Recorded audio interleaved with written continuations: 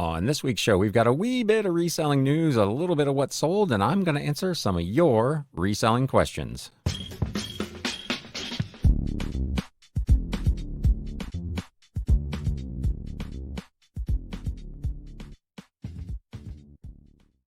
What is up, Galaxians? Welcome to episode number 215 of the Galaxy CDs, Rocks, and Flips Reseller Talk podcast. My name is Ryan, and we've got a little bit of a different show today. I'm going to cover some of the things that you asked me. I solicited questions from you, my loyal listeners, over on my Instagram page and in the community section over on YouTube.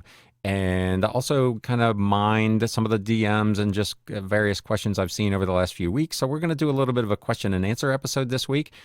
Again, as always is the case with these, not telling anybody how they should run their business, just giving you some suggestions on how I do things that you may want to consider applying to yours. We've got a little bit of reselling news and then, of course, a what sold recap at the end. So let's get kicked off with these reselling questions.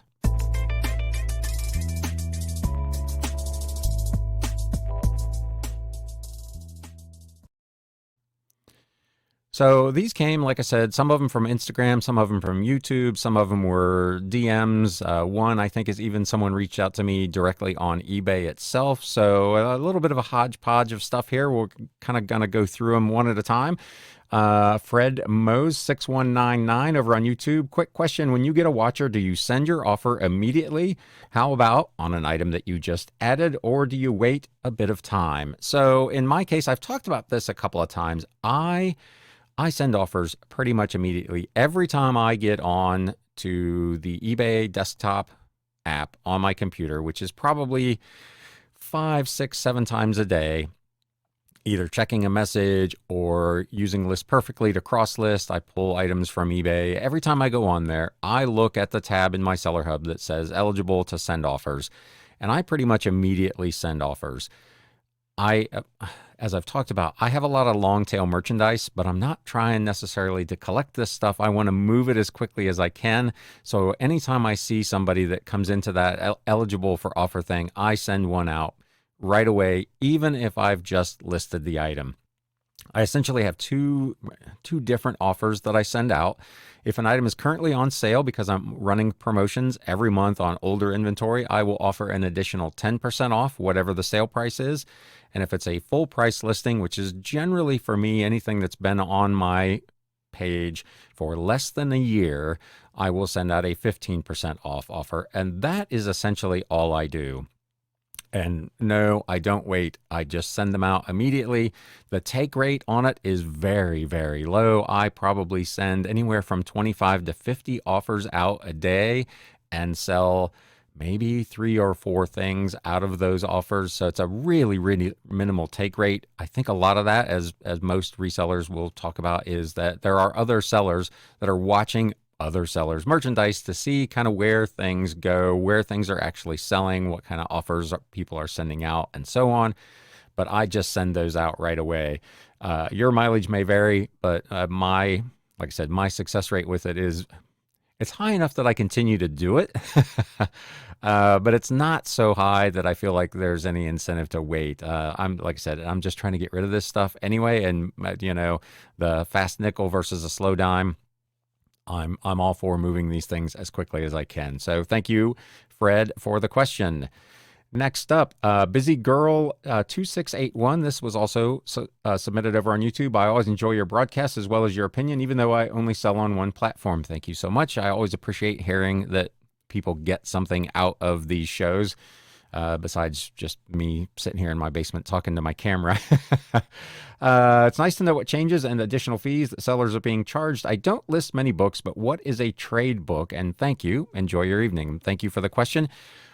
I answered this over on YouTube in the comments, but I did want to address this because it is a common issue that I see over on eBay. The difference between a paperback and a trade paperback, which is what I think this question was aimed at. Trade books just generally could just be a trade manual, like something for pipe fitters, plumbers, electricians, books that deal with a specific trade. But you see this term trade paperback pretty frequently.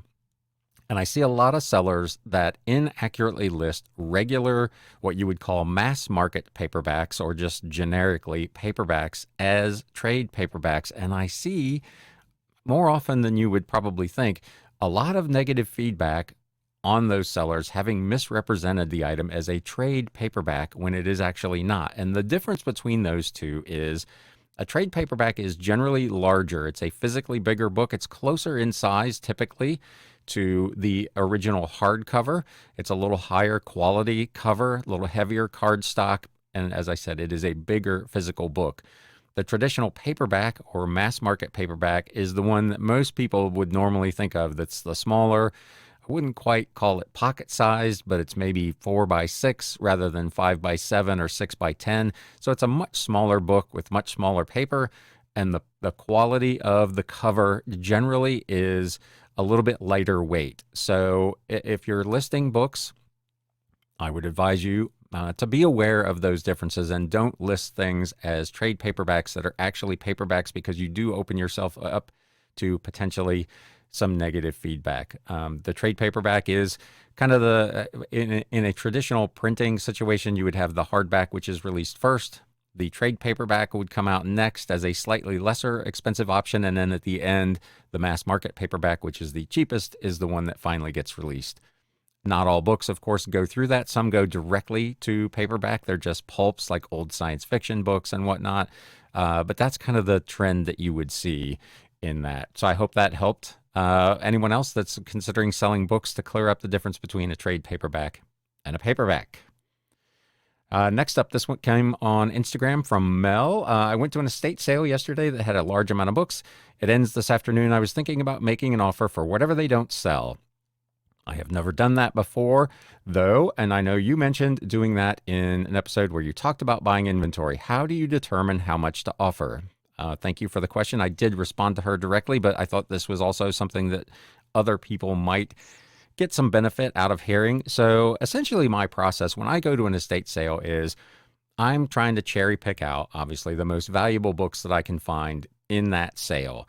Things that I'm willing to pay $1, $2, $3, maybe sometimes even up to $5, depending on what the book's value is. Those are the ones I'm trying to get out on my initial visit.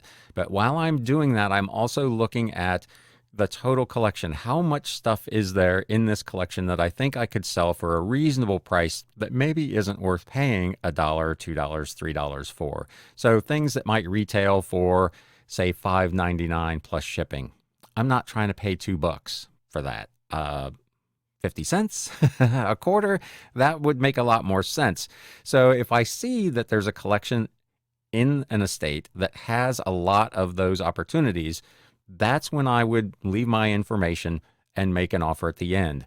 I have a wide range of offers that have come back to me. I have had numerous ones where they reached out and said, if you can just come get this stuff, box it up and haul it away, you can just have it. That is my favorite price, of course. There's nothing like free.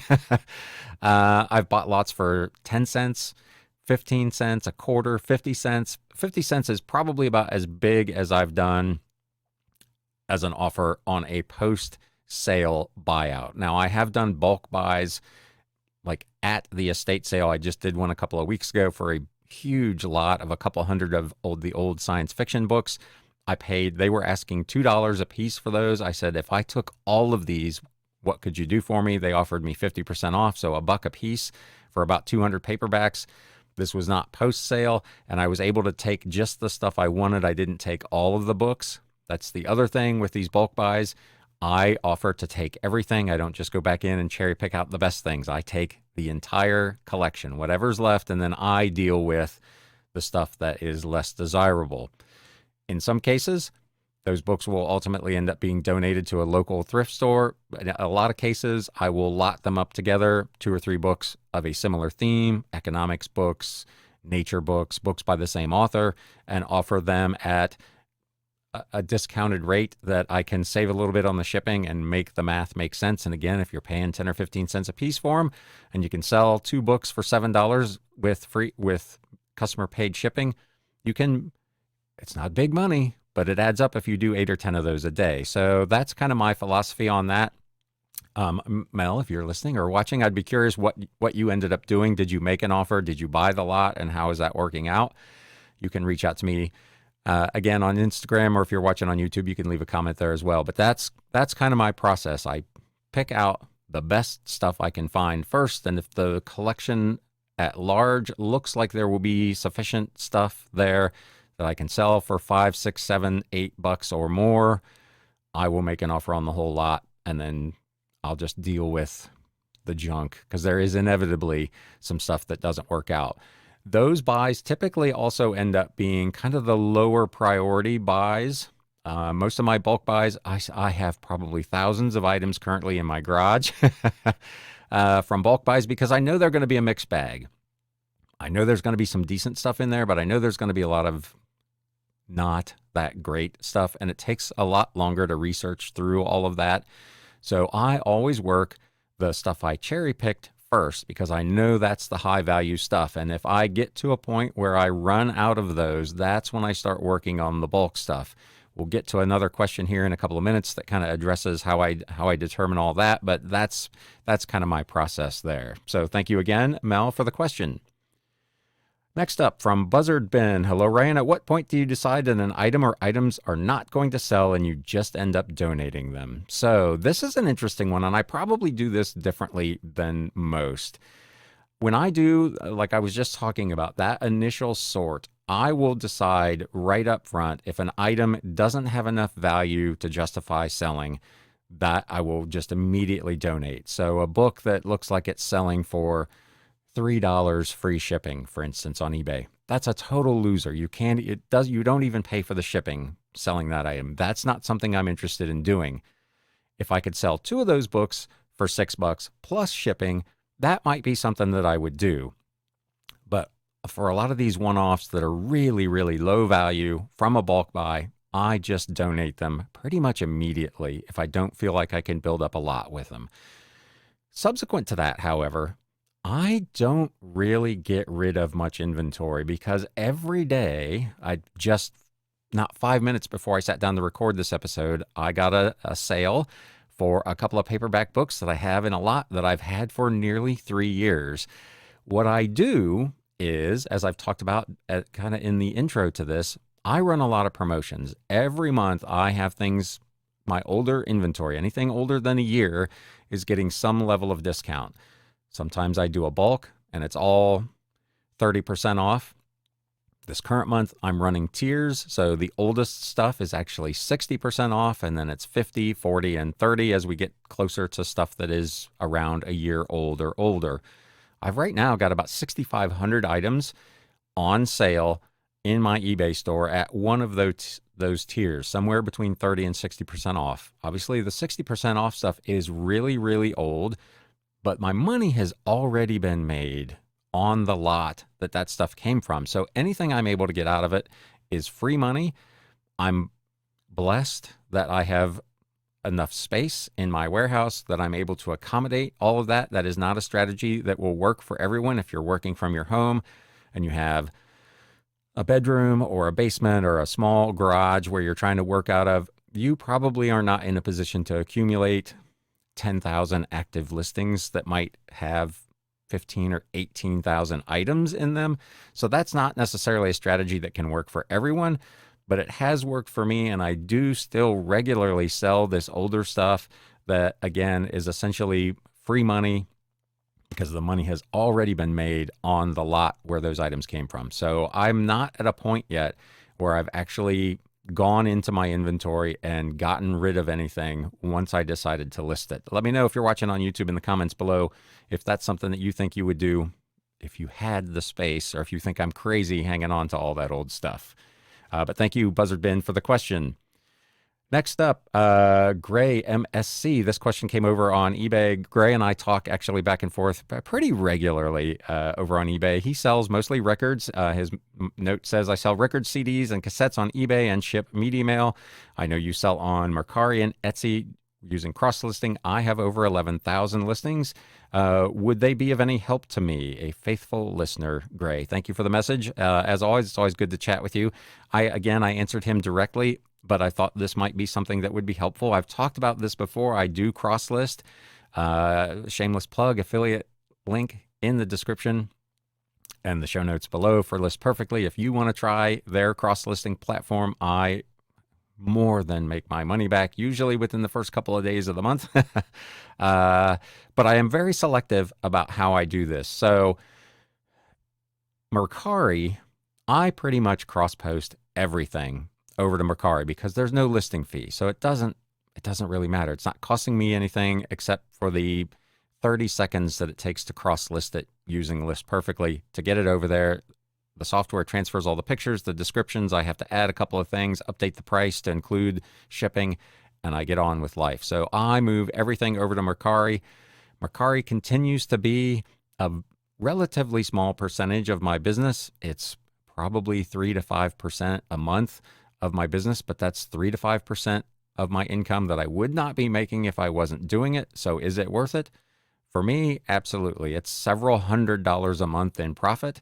So yes, I would recommend adding at least that platform to your arsenal. Etsy, however, is another matter because it can only really be vintage items. So things, I think the cutoff is like 2002, 2003. Anything that's newer than that, you can't list there at all. So that limits you a little bit. I just picked up a pretty nice lot of DVDs, and a lot of them are newer than that, and I couldn't list them. So there are some limitations on Etsy. The other factor is that Etsy does charge a 20-cent listing fee every 4 months. So you list an item today, it costs you 20 cents to list. You can set it up for automatic or manual renewal. I think a lot of people probably do manual renewal so they can decide at the end of that term if they want to renew it or not. I have entirely too many listings to be messing with that on a daily basis, so I've got mine set up on automatic. Again, always hoping for that one-off person that sees an item over there that they have not found anywhere else, and they go ahead and buy it.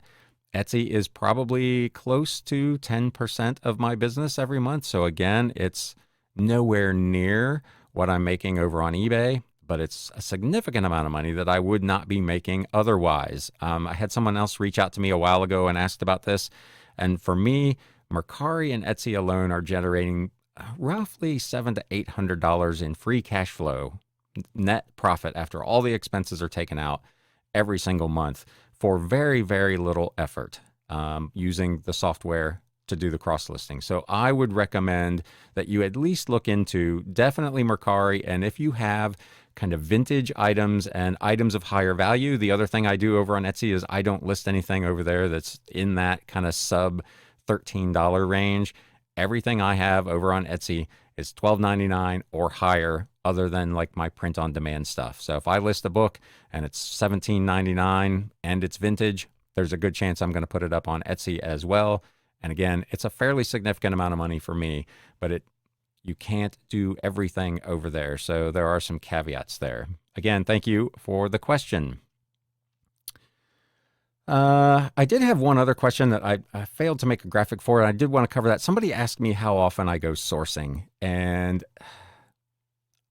if you count looking at Facebook Marketplace and Craigslist, I probably source every day. But in terms of actually going out and sourcing, it varies. I don't really have a set schedule. Generally speaking, I go out at least once a week, Thursday, Friday, or Saturday. Some weeks, I may go out all 3 of those days. Some days I may even go out on Sunday. Some weeks, I only go 1 or 2. This week, for instance, my plan was only to go out on Thursday. I did not have a particularly good day sourcing on Thursday. I only found about 18 items, if I remember correctly. So when I got home, I'm blessed. Again, I'm in a situation where I'm about equidistant between Dayton and Cincinnati, so I can pick and choose. Thursday, I had gone to Dayton. I did not do well, so I looked at the garage sale finder for Cincinnati. For Friday, I planned to hit 7 sales, and 3 of them were total busts. 2 of them were okay, and 1 of them was an absolute jackpot. I picked up like 58 hats, a bunch of books, some DVDs, some CDs, just a fantastic sale, and that made the week worthwhile. But I was not planning on going out Friday, except for the fact that I had a terrible day on Thursday. So again, no real rhyme or reason to it. I try to go out a minimum of 1 day a week, mostly just so I can get out of the basement. But so I can find new stuff, and then sometimes I will stretch that to 2, 3, or sometimes even 4 times a week.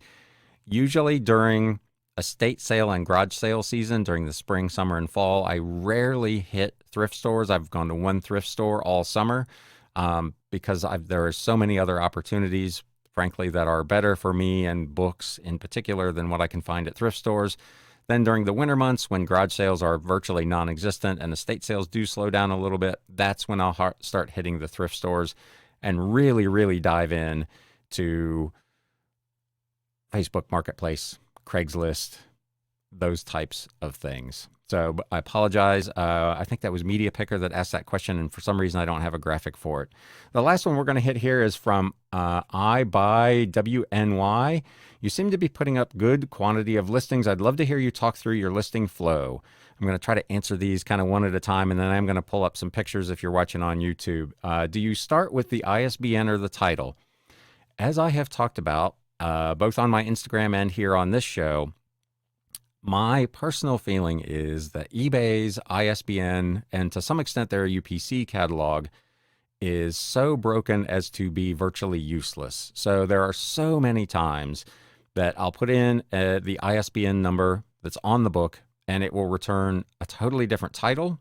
It'll have the wrong publisher, the wrong date, the wrong author. There's almost invariably something inaccurate in their information. And I realize that in eBay's search, having that ISBN is probably recommended, but for my part, I frankly prefer that my listing is accurate. If the book says that it was published by Bantam Books and the ISBN information in eBay says it's published by Random House, I'm going to fix that. I'm going to change the publisher to Bantam Books. The problem is that when you do that, eBay erases the ISBN because you've edited that information. So you essentially are stuck putting does not apply. That is what I do for all of my listings. So I start not with the ISBN, but with the title. If it's a book, I'll usually put in the last name of the author. If it's a CD, I'll put in the artist or the band. And that's how I start my research on that item. Title, author, artist. And then I will go from there and determine what it is I want to do with that item. So that's where I start. The ISBN, at least on eBay for me, is all but useless. If you're listening, eBay, I've mentioned that a couple of times. You should allow us as sellers, particularly those of us who have a lot of listings and have kind of a proven track record of being pretty good at this thing, to make edits and have the ISBN catalog update so that it has correct information for everybody, because it is a mess. They also ask, do you use Sell Similar? Yes, that's how I start. So I'll have it on my mobile. I'll put in the title and the author, and the list of the books comes up, and I will scroll down until I find something that I think is a really, really good match in terms of the title and the way the listing is structured, just to give me a good starting point, and then I will use Sell Similar. I will always update the title, so I'm not exactly copying someone's title. I always make sure, for instance, with a book, if I can fit it all in on the title, it's going to have the title of the book, the author, the publisher, the date, and any other relevant information. Is it a paperback? Is it a hardcover? Is it a hardcover with its dust jacket? Is it a book club edition? Is it ex-library? That sounds like a lot. It is. But I think that kind of stuff matters. I think buyers are looking for that level of information, particularly in the title of your listing, because we all know that a significant majority of them do not actually read the item descriptions or the dreaded item specifics. They look at a picture. A lot of times they clearly don't even look at all the pictures. They look at the main picture and they look at the title of the listing and make a buying decision based on that. So I always put as much information as I can on that title line, starting from the aspect of using the Sell Similar. Again, I list everything on the mobile app, which I'm going to get into here a little bit more in a minute. How many of the item specifics on books do you fill out?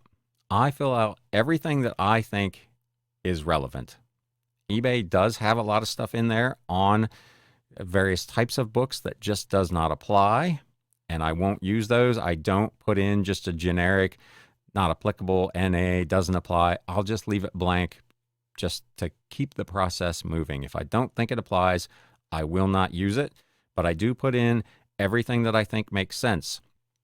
They do have obviously some that are required: author, title, date, that kind of stuff. But I'll also put in the publisher, if there are anything special about the book. Is it illustrated? Does it have photos? That kind of stuff. I will fill all of that in. So I've got a pretty extensive list of item specifics on the majority of my listings. I do not just use the ones, again, that came over with the listing from Sell Similar, because in a lot of cases, those are also incorrect. I cannot tell you how many times I've used a Sell Similar because the author and the title is right, but when I get into the item specifics, it doesn't even have the same author and title in the specifics that the book is. They've miscopied it. They used the ISBN, which was incorrect, and didn't fix it. So I always go through and make sure that all that information is accurate. Again, am I being a little bit over the top with that? Maybe, but I think that level of accuracy makes a difference. If I'm looking to buy something and I pull the item specifics up on a book that says it's by Isaac Asimov, and I pull the item specifics up and it says it's by Ray Bradbury, I start to wonder about how thorough and diligent this particular seller is going to be. What kind of job are they going to do packing my merchandise if they can't even take the time to make sure those things are right? So for me, I feel like that stuff is important, and I try to make sure that they're right. Lastly, they ask any specific efficiency-based tips or strategies. So if you're watching on YouTube, I'm going to pull up some things on the screen here for you to look at. If you're listening to the podcast, I'll try to explain this as best I can. So this first image that you're looking at is kind of my workspace. You'll excuse that it is a bit messy. Obviously, with 10,000 odd listings, I got a lot going on. But you'll see I've got kind of my chair sat there in the middle. On the left-hand side of the image, there are a couple of tubs. That is the items that I'm currently working on. Those are, in the case of this particular photo, those are my recently sourced items that I'm about to do listings for. In the middle, the big bright white space there, that is my photo booth. And then to the right, you'll see some other stuff there, and we're kind of going to go through some images here and talk about this stuff in a little more detail. Again, here is the image of that tub. You can see there's all kinds of stuff in here. There's books, there's DVDs. I think there's some CDs in that tub. Here's some hats. So I got all kinds of stuff going on here. This is all stuff that I'm going to work on listing. I move it to the photo booth. I have two small LED lights, one to either side, and then I have a photo light like I use for my studio here that shines down from above so I get nice even lighting. For the backdrop, I've just got a big poster board, white cardboard backing. And then for the base, I picked up it's a bright white cutting board. I think it measures 24 by 18 on Amazon. It's super easy to clean. It's bright white. It works great for taking photos. Love it. I want to buy another one, but I got this one on Prime Day a couple of years ago for like $18, and it's now $50. So if you can find one that fits your space, whatever you want to do, this for me is a fantastic thing to do. A lot of my items do have a little bit of they're from garage sales and estate sales. In some cases, they were stored in basements or garages or attics, and they're a little dirty. Having this thing where I can just spritz a little Windex or a little Clorox cleaner on it and wipe it clean is fantastic. I really highly recommend that you look into that. So here to the immediate right of the photo booth, you'll see two things. The first one, down below here to the left, you'll see my little planner with all these little hash marks. One of the things I do to keep myself on track is I set a daily listing goal. How many listings am I going to do on a given day? Most days it's a minimum of 20 or a maximum of maybe 25 or 30, depending on if that's all I'm going to do for the day. On days I go sourcing, I usually leave it at 5 just because I'm not trying to spend all day working on this stuff. But you can see that just helps keep me on track. So that is very helpful. If you're not using some kind of way to track what you're doing on a daily basis, I do also offer, there's links in the show notes in the descriptions below, some planning booklets that you can pick up pretty cheap over on Amazon that will give you kind of a daily planner to help keep you on track. The other thing you'll notice just to the right, again, if you're watching on YouTube, I have my scale with a padded mailer already on it. So as I move the thing from the tub to the center, I take the pictures, I go into the listing, I add all my item specifics. Before I finish the listing, I put it on the scale and get the exact weight and the rough measurements. So there are no surprises when I go to ship the item. I'm not going to miss the fact that an item was too big or miss the weight because I've already pre-weighed it. Then from there, I simply put it in either a box that's already labeled, ready to go on a shelf, or into a tub that I'm going to take over to the warehouse to put into another box or another shelf. And that's it.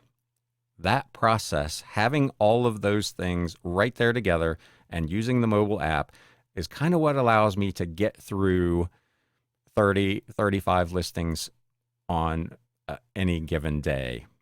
The other thing is I don't put in massively big, long descriptions. Knowing, number one, that most people don't read them anyway, I essentially transfer the item from my title down below and then fill in any other added information that I think makes sense. I do not go into describing the plot of the book, for instance. My personal feeling is there are probably a dozen listings that already do that, and most people who are looking for a specific book probably already know what it's roughly about. So I don't waste the time or the real estate in the description to put that information in there. You can let me know again in the comments, or you can email me at galaxycds@gmail.com and let me know what you think of that. But I don't do that. My description is essentially fleshing out what I've already got in the title. Then I will put in what kind of condition it is in and any specific things. So this is in good condition with light cover wear and some tanning of pages as paper gets older. Sometimes it starts to brown a little bit. If there are any rips, tears, stains, anything like that, that will go in there. And then I also reiterate how the item is going to ship. It's going to ship by media mail. It's going to ship by Ground Advantage, whatever the case may be. And that's it. So I don't spend hours researching the topic of a book to put into the item description. Author, title, publisher, date, anything specific. If it's got a particular artist that did the illustrations or a particularly famous artist that did the cover art. And again, very specific description of any defects with the cover or the pages, and I move on to the next one. So hopefully you found that helpful. If you did, if you're watching on YouTube, do me a favor and whack that thumbs up button. If you're not currently a subscriber to the show and you want to think about doing that, I think there's a button down there. You can do that as well. So thank you to everyone who reached out with questions. Let me know if you would like to see more of these episodes in the future. And if you just have questions ever in general, you can always feel free to either leave them on the YouTube channel, or you can, of course, DM me over on Instagram at GalaxyCDsRocks. I try to respond as quickly as I can, though to be fair, I do have notifications off there, so I only find them when I go to Instagram to check. And, of course, you can email me at galaxycds@gmail.com. With all of that out of the way, again, I hope you found something useful there. Let's get into this little bit of reselling news. News updates.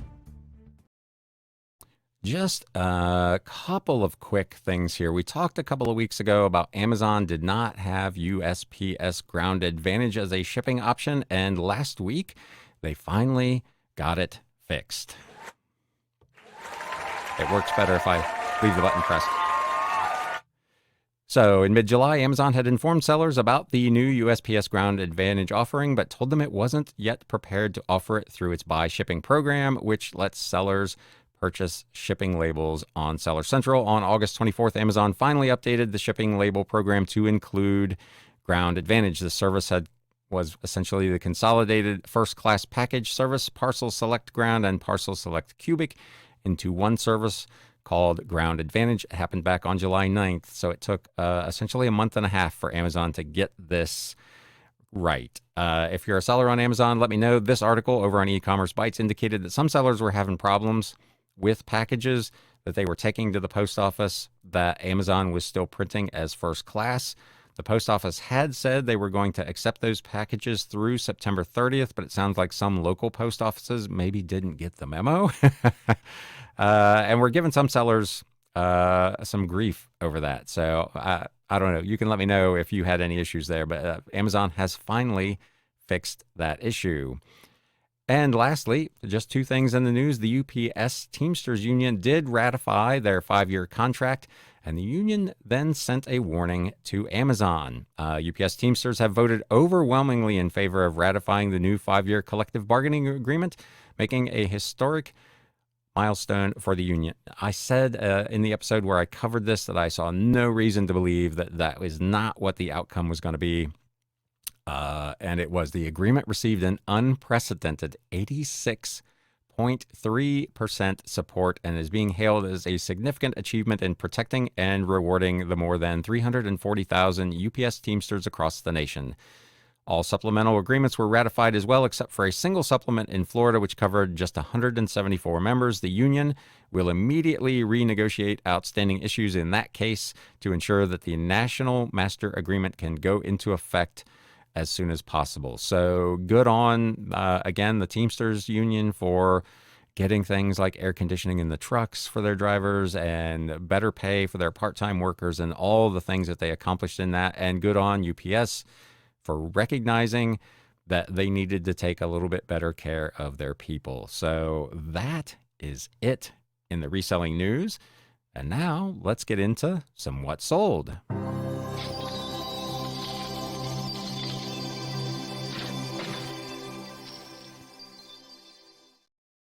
It was another just fantastic week. August has just been off the charts for me. Again, let me know in the comments if you're watching on YouTube, how has your August been? But it has been killer here for me. Last week, I think I did 134 or 137 listings sold across multiple platforms, which was just fantastic. It was probably the most listings I've sold in a single week in a long, long time. I did go back in my accounting software and run some reports just to see if this was an anomaly or if August is traditionally a pretty strong month for me. And as it turns out, each of the last 2 Augusts were the second best month of the year for me. And this one is going to be no exception. It looks like it's going to be my second best month so far in 2023. And in both of the last 2 years, August was actually better than December for me. My big month of the year is January, which is kind of weird, but I guess it's people with gift cards or whatever making purchases after the holidays are over. January typically is my best month, and August, as it turns out, is my second best month. So we're going to recap some of the stuff that sold in the last week. This first item sold over on eBay. It's a really, really old pocket-sized book. It was, maybe 3 inches by 2 inches. It was really small, called The Kind Father and Other Stories. It was published way, way back in 1855 by H. C. Peck and Theo Bliss. Again, pocket-sized hardcover with some illustrations in it in pretty mediocre condition, to be fair. The cover was so bad that my picture is actually not even of the cover. It's my lead picture. The main photo was of the title page because I thought that was more representative of what the book actually was. The spine was torn. The cover was torn and stained. This is a book that I got in a big lot of books that cost me less than a nickel. I had it listed for $24.99 or best offer, received an offer of $20, and went ahead and sold it. For sale over on Etsy, Survey of Romans by Jimmy Allen. This was a illustrated hardcover from Harding College from back in 1973. Fairly hard book to find, religious book about the book of Romans. This sold for $24.99 plus media mail shipping. Excuse me. On a cost of goods sold of $1. I just picked this up 2 weeks ago at an estate sale. There were a bunch of botanical art books, and this was A New Flowering 1,000 Years of Botanical Art by Shirley Sherwood. This was published in 2005. It was basically a museum guidebook from the Ashmolean of botanical art that was on display at this museum back in 2005. I picked it up at an estate sale for $3. It sold for $25.99 plus media mail shipping. We're going to have a few of these, I think, in this episode. That same week at a different sale, I picked up a pretty good sized box of vintage car and motorcycle manuals, and they have been fantastic. So I will generally look up like the Haynes manuals and the Climber auto manuals, and sometimes they're worth pretty good money, and other times they're not worth so much money. But a lot of the OEM, the original equipment manufacturers manuals, can bring pretty good money. And this particular sale had quite a few of those. They were $3 a piece. I bought, gosh, I don't know, maybe 20 different titles. They have pretty much all already sold, starting anywhere from $13.99 on up. This is the Volkswagen official service manual for the Type 1. Super Beetle, Beetle, and Carmen Ghia from 1970 to 1979. Again, I paid $3 for it. It sold for $29.99 plus media mail shipping.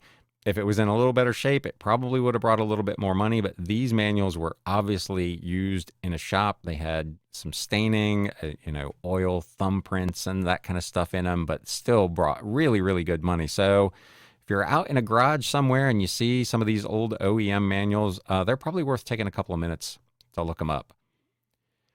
Here's an old book from 1969, The One Bank Holding Company by Herbert Prochnow. It was a hardcover published by Rand McNally. This is one, if you're watching on YouTube, you can see is in my 40% off sale. I picked this up at an estate sale for probably $2 a couple of years ago. Had it listed for $49.99. It was currently $29.99 with the sale offer, and that's what it sold for. Plus, again, media mail shipping. Set of old books. The International Textbook Company. Pretty much anytime I find their books, I will at least look them up, and more often than not, I will go ahead and buy them. They're not always huge money, but usually you can get them pretty cheap, and they'll sell anywhere from maybe $10 to $15 a piece. This particular set was a 3-piece set, machine design books, volumes 1, 2, and 3, again from the International Textbook Company. They were numbered 224B, 225B, and 226B, and published way back in 1933. I had these listed as a set for $39.99 or best offer. They sold with a 15% off offer. That's a mouthful. Having been sent out for $33.99. Again, I own them for about $1 a piece. So $3 into $33.99 is a deal I will take all day long. Back over to Etsy. I talk about religious books pretty frequently. Here's another one, Traveling Towards Sunrise, a daily devotional book by Mrs. Charles E. Cowman. This was a 1965 publication, hardcover with its dust jacket. That particular combination of facts is what made this book so valuable. This book is currently still in print. It's available in paperback for a fairly modest fee, but because this particular one was coming up on 60 years old and had its dust jacket, it brought $39.99 plus, again, media mail shipping. I picked this up at an estate sale, a couple of weeks ago for $2.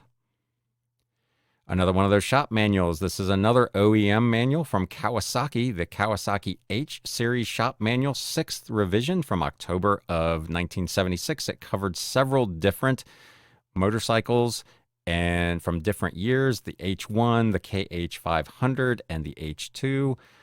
This is another one I picked up for $3 at that same sale. This one sold for $39.99 plus media mail shipping. Again, similar condition, well used, brought good money. In pristine condition, this is probably a $50 or $55 book, but because mine was pretty well worn, I offered it for a little bit better price and sold it in less than a week.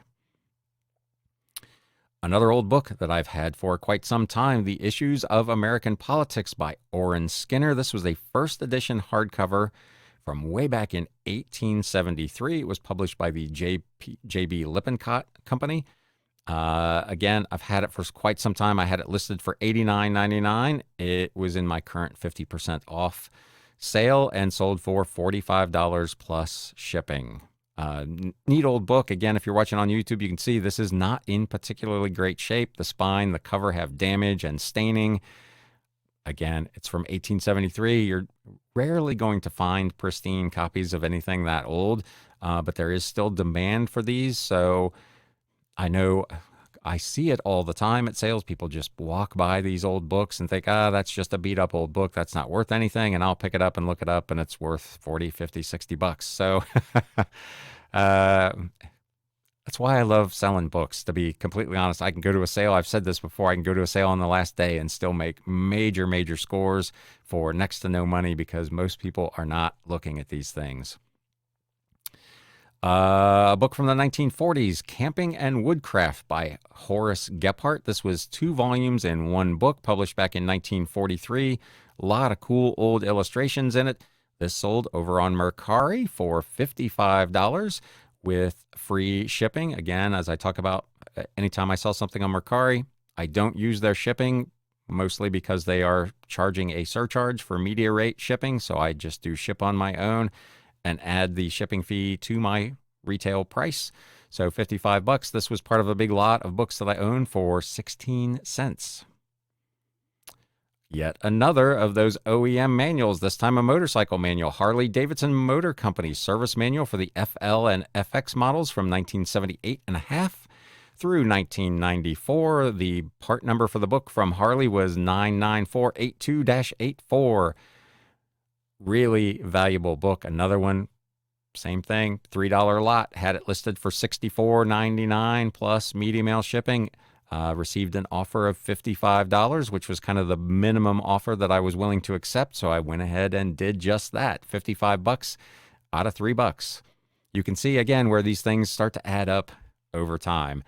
This last one is over on Mercari. A couple of asides here. So last week I talked about the Etsy Make an Offer program, and that I had had literally 1 offer in however long I'd been on the beta. And no sooner had I ended that recording that I had one person that reached out and made offers on 4 different items. Subsequently, they did not buy any of those items. So the 48 hours elapsed, nothing happened. C'est la vie, I guess. But the next day I got yet another offer from someone else on a different book over on Etsy, and it sold. The offer was accepted right away. I sent the message back and they accepted and paid immediately, and that thing went on its way. It wasn't a big deal. It was like a $14 book. But whatever's going on over at Etsy, it seemed like the offer thing started to kind of free up. I talk about that because this particular item, which sold over on Mercari, is the first time I've had something that they recently started, which was bundle offers. I think to this point I had only had 1 previously, so not really very many of these. But this person reached out about 7 copies of the Horizon, a magazine of the arts. They were hardcover magazines published mostly in the 1960s. I got a whole bunch of these in a big bulk buy that I own for about 5 cents a piece. I've got them listed on eBay, I believe, for $4.99 plus shipping. On Mercari, they're $10 a piece. He offered on 7 of those, plus a book that I had just picked up for $3 at another estate sale, Dutch Genre Drawings, a book about old Dutch art that I had listed, I believe, for $14. And he made me an offer for the 8 items of $70. Mercari shows you in the bundle offer kind of what the total would be if you accepted the individual sales. In this case, it was $88. The guy was offering $70. I was going to save a ton of money in shipping by shipping all of these things at once. So the offer definitely made sense to do. Individually, nothing too spectacular here. $7-10 books and a $18 book or whatever it was. But a $70 sale, it cost me about $6 to ship. So it ended up being a fairly profitable little deal that I went ahead and took. So let me know again, if you're watching on YouTube, down in the comments below, are you getting any offers over on Etsy? Have you had any bundle offers on Mercari? What did you think of the questions and answers earlier in the show? Anything like that, let me know. I always appreciate reading your comments. I do read each and every one of them and try to respond to as many of them as I can. I do, as I always say, I appreciate that you spend a little bit of your time every week watching and or listening to this show. With that all having been said, this is the longest episode I've done for a while. So again, appreciate you spending a little time. And now it's time to sell. Thanks, guys. You have been listening to the Galaxy CDs Rocks and Flips Reseller Talk podcast. Thank you so much for tuning in, and we will catch you again next time.